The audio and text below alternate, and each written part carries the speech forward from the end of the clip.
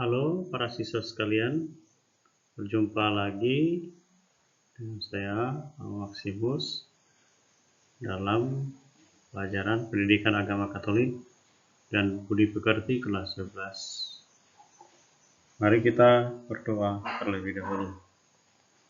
Dalam nama Bapa dan Putra dan Roh Kudus. Amin. Allah Bapa yang Maha Pengasih, terima kasih kami dapat berkumpul kembali untuk belajar tentang firman-Mu. Hari ini kami akan belajar tentang hierarki Gereja Katolik.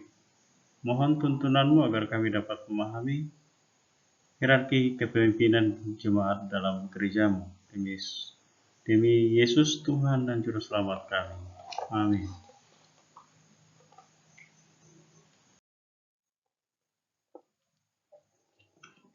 Pada kesempatan ini, kita akan belajar tentang peran hierarki dan kaum awam dalam gereja Katolik. Subtema hierarki dalam gereja Katolik. Tujuan pembelajaran melalui penggalian pengalaman dan cerita kehidupan peserta didik, memahami makna dan hierarki gereja Katolik. 2. Melalui menyimak dan mendiskusikan ajaran kitab suci dan ajaran gereja, peserta didik memahami makna hierarki, susunan hierarki, serta cara kepemimpinan hierarki gereja Katolik. 3. Melalui kegiatan refleksi, peserta didik menghayati makna hierarki gereja Katolik. Apa itu hierarki? Hierarki dalam gereja Katolik berasal dari bahasa Yunani, hierarki yang berarti jabatan, hieros, dan suci archos. Itu berarti bahwa yang termasuk dalam hierarki adalah mereka yang punya jabatan karena mendapat penyucian melalui tabisan. Pada umumnya, hierarki diartikan sebagai tata susunan. Hierarki sebagai pejabat umat beriman, Kristiani dipanggil untuk menghadirkan Kristus yang tidak kelihatan sebagai tubuhnya, yaitu gereja. Dalam tingkatan hierarki tertabis, hierarki ordinis, gereja terdiri dari paus, uskup, imam, dan diakon. Kitab Hukum Kanonik 330, kemudian 572. Sebagai wakil Kristus, mereka memimpin kawanan yang mereka gembalakan sebagai guru dalam ajaran, imam dalam ibadat suci, dan pelayan dalam bimbingan. Manjentium artikel 20. Kitab suci menjelaskan bahwa perutusan ilahi yang dipercayakan Kristus kepada para rasul akan berlangsung sampai akhir zaman. Dan ini mau menyatakan bahwa tugas perutusan tidak akan berhenti sampai selama-lamanya. Dan tugas perutusan akan terus dilakukan oleh seluruh umat Allah. Khususnya tugas ini diberikan kepada para hierarki sebagai gembala umat. Konsili mengajarkan atas penetapan ilahi para uskup menggantikan para rasul sebagai gembala gereja. Kepada para rasul berpesan agar menjaga seluruh kawanan tempat Roh Kudus mengangkat mereka untuk mengembalakan jemaat Allah. Kisah para Rasul bab 20 ayat 28.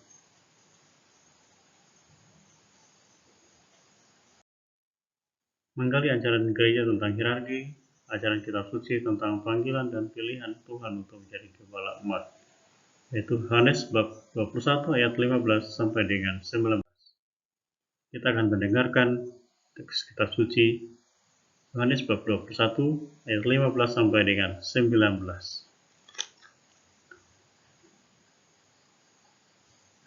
Sesudah sarapan, Yesus berkata kepada Simon Petrus,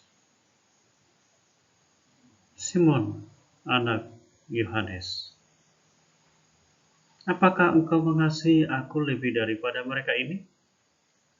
Jawab Petrus kepadanya,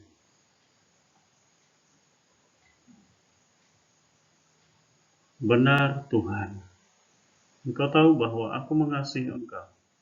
Kata Yesus kepadanya, gembalakanlah domba-dombaku.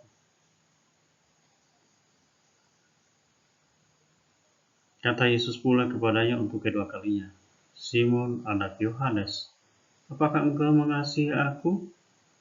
Jawab Petrus kepadanya, benar Tuhan, engkau tahu bahwa aku mengasihi engkau. Kata Yesus kepadanya, gembalakanlah domba-dombaku.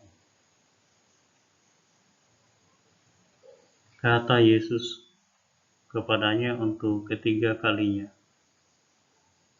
Simon anak Yohanes,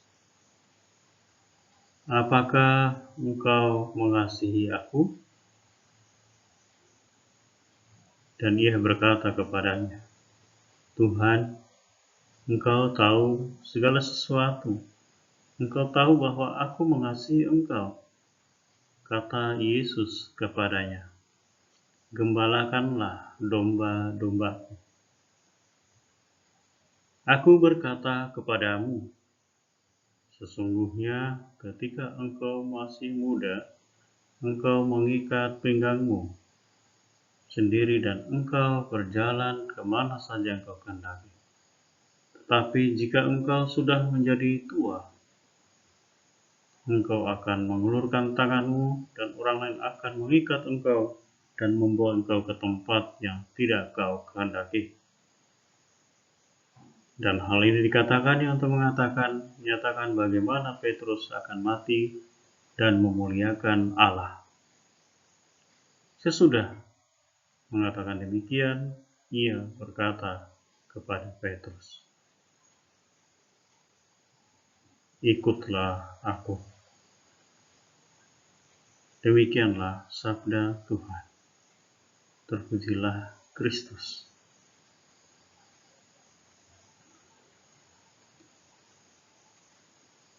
Dalam bacaan yang kita dengarkan, percakapan Yesus berdua antara Yesus dengan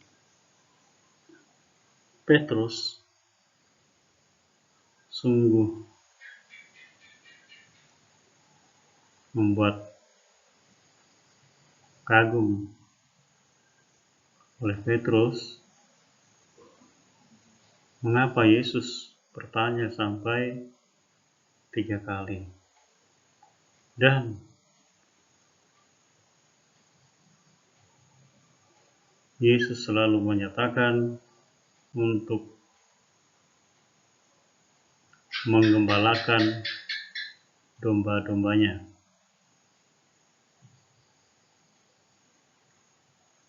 Para siswa sekalian, Petrus diangkat menjadi pemimpin para rasul pada saat itu.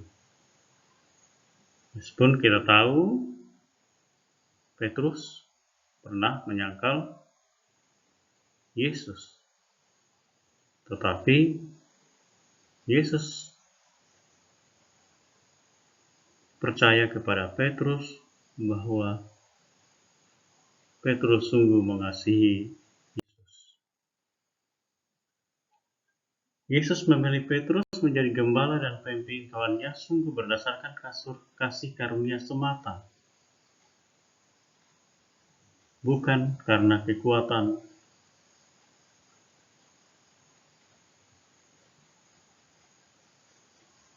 kemanusiaan, tetapi Allah sendiri memilih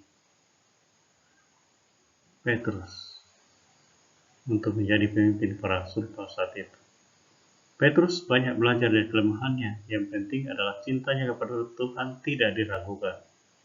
Sekalipun Petrus sebagai gembala atau siapapun juga menjadi gembala, Yesus menyebut domba-domba itu sebagai domba-dombaku. Kawanan domba-domba itu tidak menjadi milik sang gembala, manusia, tidak seorang pun dapat menggantikan Yesus. Dan demikian, seorang pemimpin gereja atau gembala dalam gereja adalah orang yang sangat mengasihi Yesus dan bersedia menyerahkan nyawanya untuk Yesus dan umat gembalanya untuk menggantikan Yesus. Dasar kepemimpinan hierarki dalam gereja.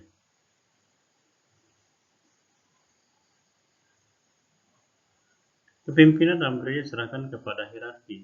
Konsili mengajarkan bahwa atas penetapan ilahi, para uskup menggantikan para rasul sebagai penggembala gereja. Jadi jelas bahwa para hierarki adalah gembala umat. Konsili suci ini mengajarkan dan mengatakan bahwa Yesus Kristus gembala kekal, mendirikan gereja kudus dengan mengutus para rasul seperti dia utus oleh Bapa. Seperti dia utus oleh Bapa,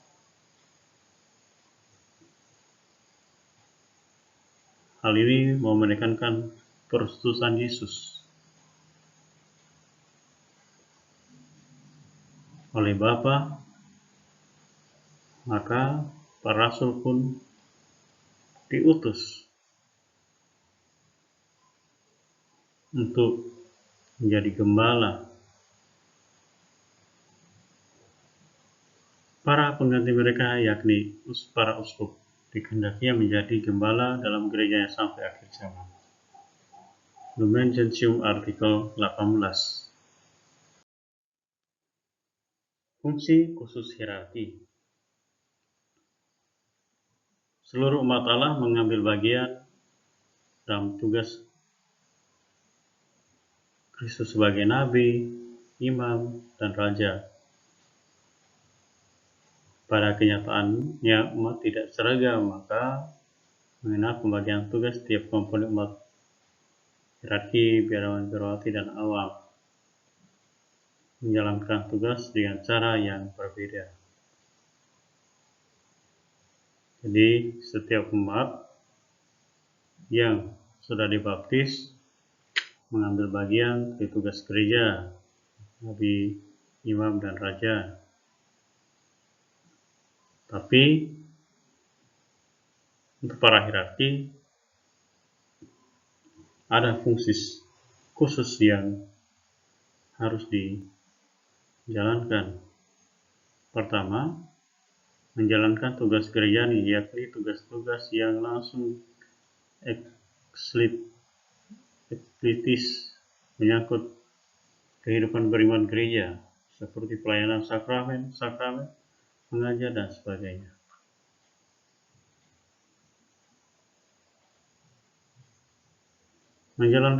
Kemudian menjalankan tugas kepemimpinan dalam komunikasi iman. Hierarki mempersatukan umat dalam iman dengan petunjuk, nasihat, dan teladan. Cara kepemimpinan gereja.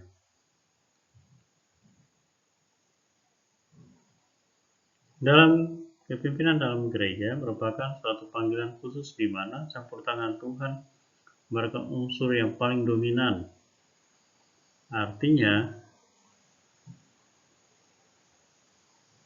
Tuhanlah yang mengutus, memilih, dan memanggil untuk menjadi gembala umat. Kepemimpinan dalam gereja tidak diperoleh dengan kekuatan manusia sendiri. Sebenarnya kita dengar bahwa bukan kamu yang memilih aku, tetapi akulah yang memilih kamu. Kemudian kepemimpinan gereja bersifat mengabdi, dalam arti semurni-murninya. Bersifat mengabdi dan melayani secara sungguh-sungguh, meskipun memiliki jabatan dan wewenang yang berasal dari Kristus sendiri. Tapi kepemimpinan dalam gereja Katolik bersifat mengabdi dan melayani. Kepemimpinan gereja ini adalah kepemimpinan melayani, bukan dilayani, sebagaimana yang ditunjukkan oleh Yesus sendiri. Maka Paus disebut sebagai servus servorum Dei, hamba dari hamba-hamba Allah. Kepemimpinan hierarki berasal dari Tuhan, maka tidak dapat dihapuskan oleh manusia. Kepemimpinan dalam masyarakat dapat diturunkan oleh manusia, karena ia memang diangkat dan dibentuk oleh manusia.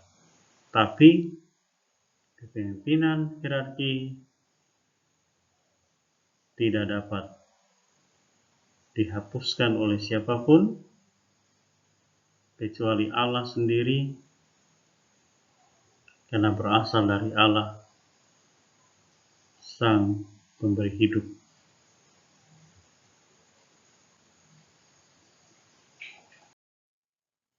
Ya, sekarang para siswa sekalian, berdasarkan masukan-masukan yang diberikan, pemahaman tentang hierarki, maka baiknya kita hendaknya untuk menghormati para pemimpin gereja, semua pengurus gereja, pengurus stasi, pengurus lingkungan, masing-masing kita mendoakan agar mereka dapat menjalankan tugas pengembalaan dengan baik. Demikianlah materi pembelajaran kita pada saat ini. Sampai berjumpa di lain kesempatan, dan kita berdoa.